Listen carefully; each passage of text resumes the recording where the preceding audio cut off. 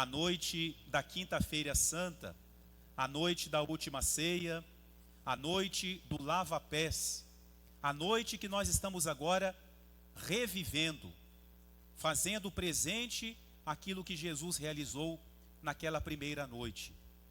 Nós podemos dizer que essa noite é a noite dos contrastes. A própria liturgia, um pouco parecido com o que nós refletimos no domingo de Ramos, a própria liturgia nos apresenta contrastes. O início da missa é festivo, cantamos o Glória num tom festivo, tocando os carrilhões, as campainhas, em um tom de alegria, o altar enfeitado da melhor forma, mas daqui a pouco, em vez dos sinos que estamos acostumados a ouvir na hora da consagração, nós vamos ouvir aquele som rouco da matraca, um som que nos incomoda. A partir de agora, os próprios cantos não são tão festivos. A gente começa com um tom festivo e no final da missa não vai ficar nada no altar, nem vela, nem flores, nem toalha, nada. Simplesmente o altar puro, o altar que representa Jesus. Que contraste! Agora estão aqui esses irmãos nossos representando os apóstolos, mas daqui a pouco o altar vai ficar vazio, Cristo ficará sozinho. Uma noite de contrastes. Se essa é a noite em que Jesus deu o mandamento do amor, também é a noite do maior ódio da humanidade contra o seu próprio Senhor. Se essa é a noite do lava-pés, um gesto de humildade, de amor, um amor que serve, essa também é a noite do beijo traidor. Se essa é a noite em que nos alegramos com a instituição do sacramento da Eucaristia, essa também é a noite da traição. É a noite de alguém que estava com Jesus na última ceia, mas o traiu, o abandonou. Se nessa noite nós recordamos a instituição do sacerdócio, vamos dizer de uma forma mais popular, do padre, também nessa noite nós recordamos o primeiro padre que foi infiel, que traiu o seu mestre, que jurou segui-lo até o fim, mas o traiu, o abandonou. Uma noite de contrastes, em que ficamos quase que numa dúvida: eu me alegro na Quinta-feira Santa ou eu choro? Por isso que, ao refletir nessa noite, creio que duas palavras podem expressar os sentimentos que devem inundar os nossos corações. Primeira palavra: obrigado, Jesus. Segunda palavra: perdão, Jesus. Obrigado, Jesus. Perdão, Jesus. Obrigado por tudo aquilo que o Senhor nos deu nessa noite. O que é que nós celebramos nessa noite? A primeira leitura faz referência à Páscoa judaica, aquela Páscoa instituída na noite da saída do Egito. Uma característica dessa Páscoa: o cordeiro. E nesse cordeiro, duas características: a carne do cordeiro e o sangue do cordeiro. Mas tudo aquilo que tinha um sentido, a libertação do Egito, a saída para a terra prometida, em realidade era uma figura da verdadeira Páscoa que nós celebramos nessa noite. Por isso que Jesus antecipa, porque no ano em que Jesus morreu, ele antecipou a Páscoa seria no dia seguinte, ele antecipou para, na hora em que o cordeiro era imolado, nessa hora ele estava morrendo na cruz. Por isso ele antecipou a Páscoa. E nesta ceia pascal, dentro de todo um ritual, Jesus insere uma novidade. Ele pega o pão, o parte, entrega aos apóstolos e diz: isto é o meu corpo, que será entregue por vós, a carne do cordeiro. Agora o cordeiro não é mais figura.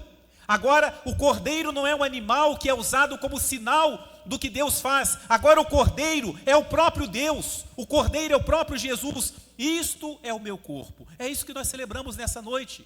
Se encerra a Páscoa antiga e começa a nova Páscoa. Aliás, é bom recordar que nós iniciamos uma celebração hoje que só termina na ressurreição de Jesus. Os mistérios que nós celebramos até o domingo, eles estão todos ligados. Então, a Páscoa, a nova Páscoa. É isso que nós celebramos. Jesus que se faz a nossa Páscoa. Jesus que se faz a Eucaristia. A nossa Páscoa é a Eucaristia. E por isso que hoje nós dizemos para Jesus: obrigado, Jesus, pela Eucaristia. A Eucaristia que podemos olhar por três aspectos. A Eucaristia que é o Cordeiro que se imola. Isto é meu corpo, entregue por vós. O sacrifício, a missa. Jesus antecipa na ceia o que vai acontecer no Calvário, e nós agora fazemos memória, tornando presente o que ele fez na ceia e no Calvário. A Eucaristia está fora do tempo, e hoje nós dizemos para Jesus: obrigado, Jesus, pela Santa Missa. Mas a Eucaristia também é o Cordeiro que nos alimenta. Quem jamais poderia imaginar que nós nos alimentaríamos do corpo, da carne do próprio Deus? Essas palavras soam estranho até hoje. Mas Jesus fez esse grande mistério, esse grande milagre, transformou o pão no seu corpo, o Cordeiro que é o nosso alimento. Obrigado, Jesus, por não nos deixar morrer de fome. Mas a Eucaristia também é não só o sacrifício, Jesus que se imola por nós, é não só o alimento que nos fortalece na nossa caminhada, na nossa luta diária, mas a Eucaristia também é a presença de Jesus entre nós. Por isso nós dizemos também: obrigado, Jesus, por serdes o nosso companheiro, obrigado pela vossa presença. Quantos motivos para agradecermos. Obrigado, Jesus, pela missa, a missa que nos salva. Obrigado, Jesus, por termos a facilidade de participarmos da missa, quando muitas pessoas não têm. Obrigado, Jesus, por me alimentar com o teu próprio corpo.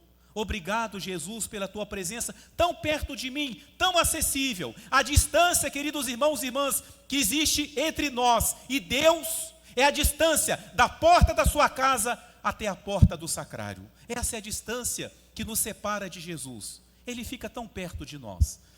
E por isso nós dizemos: obrigado, Jesus. Mas também, se é a noite dos contrastes, nós temos também que dizer: perdão, Jesus. Perdão pelas vezes que eu não entendi o que era a missa. Perdão, Jesus, talvez por muitos anos em minha vida eu não entender o verdadeiro sentido da missa. Perdão, Jesus, por todas as vezes que eu deixei a missa por qualquer motivo. Só ia quando eu não tinha nada para fazer, quando a missa não fazia sentido em minha vida. Nessa noite eu devo dizer: perdão, Jesus, por não ter valorizado durante toda a minha vida a missa no que ela é, sacrifício da nossa salvação. Perdão, Jesus, pelas vezes que eu deixei de comungar, podendo comungar. Perdão, Jesus, pelas vezes que eu comunguei mal, distraído, pelas vezes que eu vim aqui, recebi o teu corpo e voltei para o meu lugar, como se não tivesse acontecido nada. Perdão, Jesus, por cada comunhão que eu fiz e que não mudou a minha vida. Perdão, Jesus, pelas vezes em que eu não estava devidamente preparado e me aproximei de ti. Obrigado, Jesus, perdão, Jesus. Mas para que essa Páscoa aconteça, Jesus fez um outro grande mistério nessa noite, fez um outro grande prodígio. Depois de dizer: isto é o meu corpo, e dizer: este é o cálice do meu sangue, o sangue do Cordeiro, ele diz para os apóstolos: fazei isto em memória de mim. Nesse momento, nascia um grande dom para toda a humanidade. Nesse momento saía do coração de Jesus uma outra novidade, algo que também não havia no Antigo Testamento. Nesse momento, Jesus confiou aos apóstolos a missão, o poder de agir no nome dele, na pessoa dele, na pessoa do próprio Jesus. Juntamente com a Eucaristia, nessa noite nasce o sacerdócio. Por isso que a gente pode dizer que todo padre tem uma irmã gêmea, a Eucaristia. Eu me alegro de dizer para vocês que eu nasci nessa noite. Há 2000 anos atrás, quando Jesus falou: fazer isto em memória de mim, Ele pensou em mim e pensou em tantos padres que estão espalhados por tantas comunidades nesta noite, obedecendo a Jesus que falou: façam isso, façam em memória de mim, e o que vocês fizerem vai acontecer. Não vai ser um símbolo. Aqui está símbolo, aqui do lado está o pão e a uva, é símbolo, é só para recordar, mas somente recordar. Mas aqui no altar não é símbolo. O que vocês fizerem vai acontecer. Esse grande mistério do sacerdócio. Obrigado, Jesus, por teres dado à humanidade a pessoa do Padre. Jesus não escolheu anjos para serem padres, não. Escolheu pessoas como todos vocês. E pensando em mim, posso dizer, pior do que vocês. Não são os nossos méritos que levaram Jesus a nos escolher, foi o amor dele. A história de cada padre é um mistério de amor. A escolha de um jovem para seguir a Jesus no ministério sacerdotal é um grande mistério, do qual nós não vamos ter a resposta. Se perguntarem para mim ou para qualquer outro padre: por que o senhor que é padre e não o seu irmão, o seu vizinho? A minha resposta é: eu não sei. A única coisa que pode me passar pela mente é o amor gratuito de Deus. Eu não fiz nada para merecer isso. E ai daquele que pensasse que fez alguma coisa para merecer. Obrigado, Jesus, pela pessoa do Padre. Obrigado, Jesus, pelo Padre que me batizou, que me fez nascer para ti. Obrigado, Jesus, pelo Padre e pelos padres que já me perdoaram no sacramento da confissão. Que seria de nós, queridos irmãos e irmãs, se nós não tivéssemos o Padre no sacramento da confissão? Que o diga o santuário nesses dias, não é? Com os mutirões e momentos de confissão. Graças a Deus, vocês vieram aqui e havia 15 padres, tiveram que esperar umas 2 horinhas, mas faz parte. Mas ainda bem que tinha. Obrigado, Jesus, por deixar alguém que pode abrir para mim as portas do perdão, as portas da misericórdia. Obrigado, Jesus. Obrigado por nós podermos ter o Padre que nos dá a Eucaristia. São 2 mistérios inseparáveis. Nunca vai haver Eucaristia sem Padre. O próprio São João Paulo II conta uma história muito bonita e muito triste. Uma ilha onde havia lá um padre, uma ilha muito distante, e lá havia um padre, ficou lá muitos anos, até que velhinho ele faleceu. E era uma região onde havia poucos padres. O padre faleceu, tinha ficado lá ainda a Eucaristia no sacrário, mas não tinha mais padres para ir para lá, e era um lugar distante. Então o bispo enviou o vigário-geral para reunir as pessoas daquela comunidade, daquela ilha, e o vigário-geral teve que dar para eles uma notícia muito triste. Olha, no momento nós não temos padres para vir aqui para a ilha, então eu vou celebrar hoje a missa, e vou encerrar o Santíssimo. Não pode ficar a Eucaristia se não tem padre aqui na ilha. E ele então celebrou a última missa, deu a comunhão e o sacrário ficou vazio.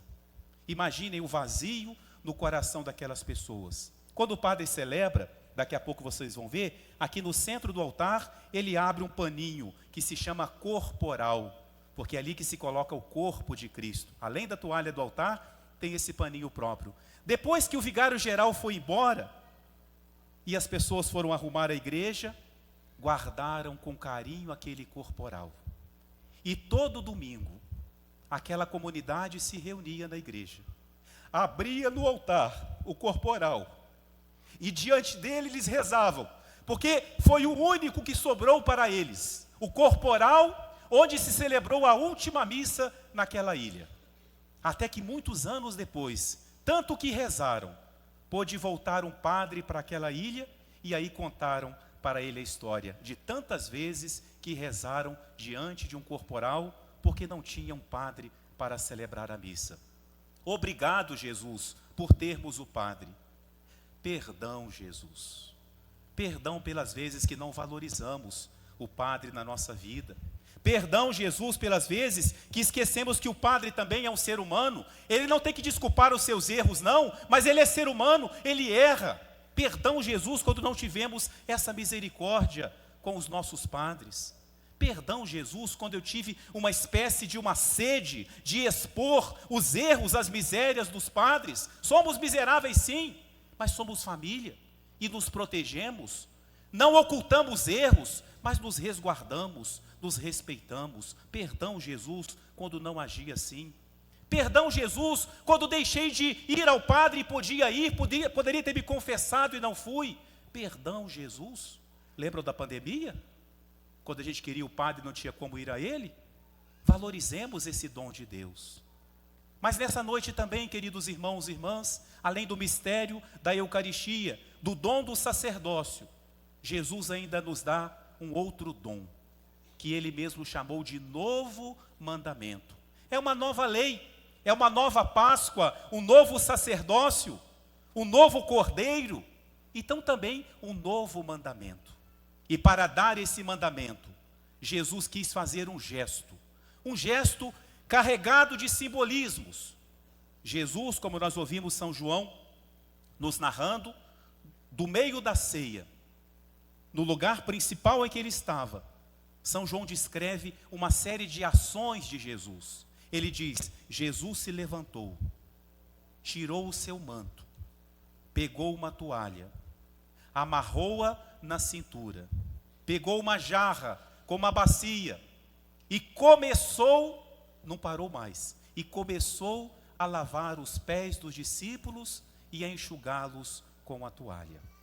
Parece que simplesmente São João está narrando o gesto de lavar os pés, mas em realidade ele está contando toda a história de Jesus. Jesus se levantou, saiu do céu, tirou o manto, despojou-se, meditamos domingo, da sua divindade, da sua glória, pegou uma toalha, a humanidade de que ele se revestiu, amarrou-a na cintura, ele se fez um de nós, pegou uma bacia com água, o mistério da sua paixão, e começou a lavar os pés dos discípulos. Jesus que nos lava, que nos purifica, que nos santifica. Toda a história de Jesus resumida na narração do lava-pés. Mas também, além de ser a história de Jesus, foi um gesto que Jesus realizou.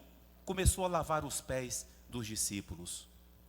Quando chega em São Pedro, como sempre tem que ser Pedro, né? Não, o meu não, Senhor. O Senhor lavar os meus pés, o Senhor não vai lavar.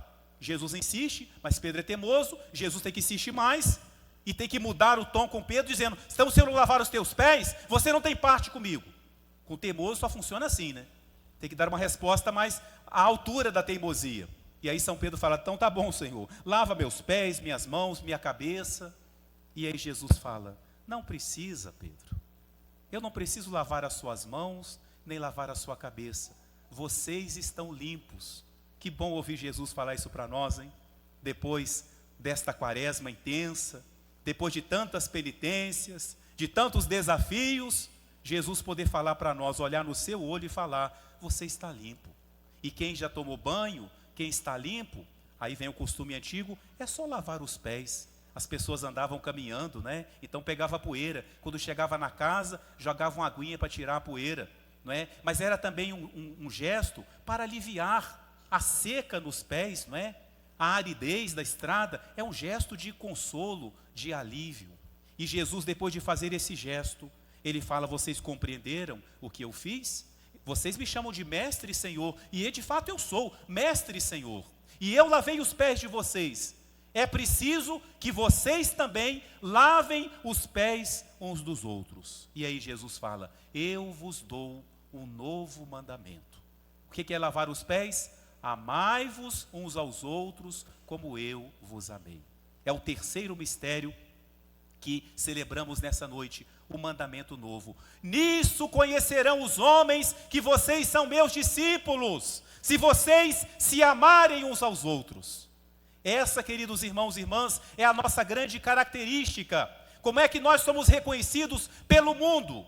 Pelo amor que nós temos uns aos outros. E aí podemos nos perguntar, né, como anda esse amor.